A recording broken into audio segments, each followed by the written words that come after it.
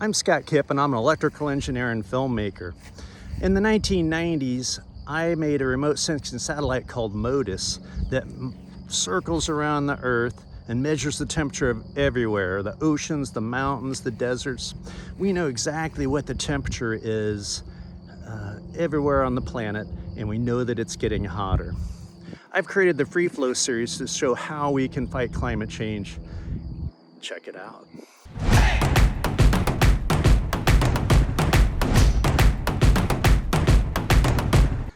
I've traveled to 45 countries in my life. I've lived in Europe, Asia, South America, and all over the US. I love this planet, and I hate to see it getting destroyed.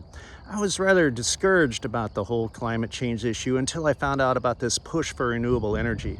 There's an amazing amount of effort going in and the largest transformation man's ever seen to renewable energy. We don't need to burn fossil fuels to maintain our lifestyle. Now, I call it the Free Flow Series because we tap into these free flows of energy instead of using fuels. I've posted 3 episodes of the Free Flow Series already, and here's a recap. With a baseline from 1850, the world's got 1 degree Fahrenheit hotter by the 1980s. Now that's on average too. It gets even hotter on land. We passed 2 Fahrenheit about 30 years later in the 2010s. We're looking at 3 Fahrenheit in the 2030s if we continue to emit the way we are. So the more we emit, each time we emit, the temperature just keeps going up. Let's look at the emissions. The IPCC has collected data from 1850 and all emissions. Now, from 1850 to 1950, our emissions quadrupled from 3 gigaton to 12 gigaton. Mostly it's been land use and agriculture and forestry, but you see how coal has gotten significant to 1950 and oil started to as well. Now when we expand to 2019, we see that we've almost quadrupled again from 12 gigaton to 43 gigaton in 2019. Now this is just carbon dioxide. There's considerably more greenhouse gas emissions. But you see how oil has really grown in this time, natural gas, and then coal continues to rise. It's amazing to me that we just keep using coal, our dirtiest resource.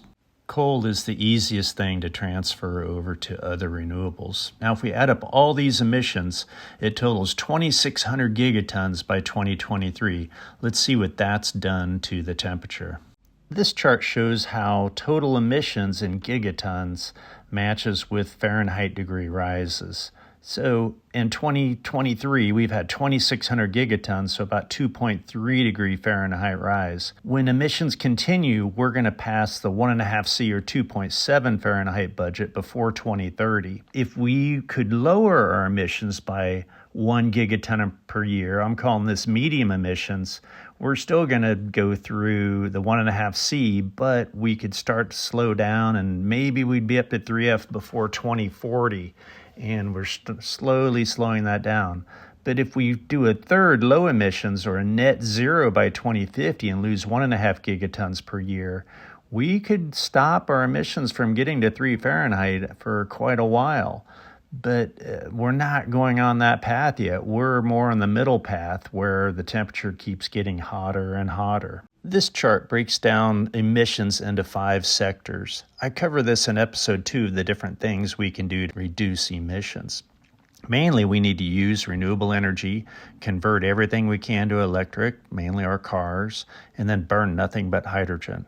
Let's look at the energy systems, how we get our electricity, which is the biggest emitter. This International Energy Agency, or IEA chart, shows where we get our electricity from. Now, the number 1 producer is still coal, and what's really bad about that is it emits more emissions per kilowatt or terawatt if you wanted to go. That's what this chart is on a global scale, how much electricity we're producing. Now, natural gas is growing faster than coal because we're replacing a lot of plants with that, but China is still building a lot of coal plants.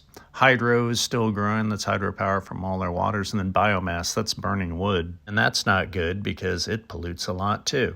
But let's look at some cleaner energy sources. Wind, of course, look, it's growing really good, and nuclear is going to pass the 1 terawatt mark by 2027, according to their predictions. The real hero of this story, though, is solar, and you see here how it's going to be surpassing every other energy source. But the problem is, the sun only shines with cloudy days maybe 6 hours a day on average.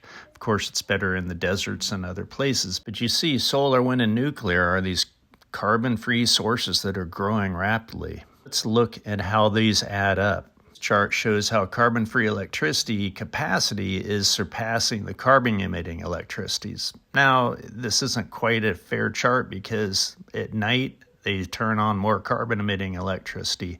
So throughout the day, we still use more carbon-emitting electricity. But as storage technology improves, we can offset that. Now let's look into the future. Carbon-free electricity is growing at an incredible pace, and if we can start turning off those carbon-emitting electricities, we can reduce our emissions a lot.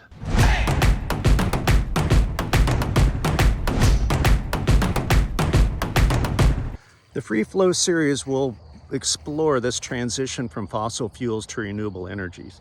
It's going to take decades, but the solution is right here. The sun delivers 10,000 times more energy than humans consume every moment of the day. That's, the sun is why we have global warming, because it gives so much power. So I hope you'll follow me on this series and see how we're going to get over this transition, because we're going to.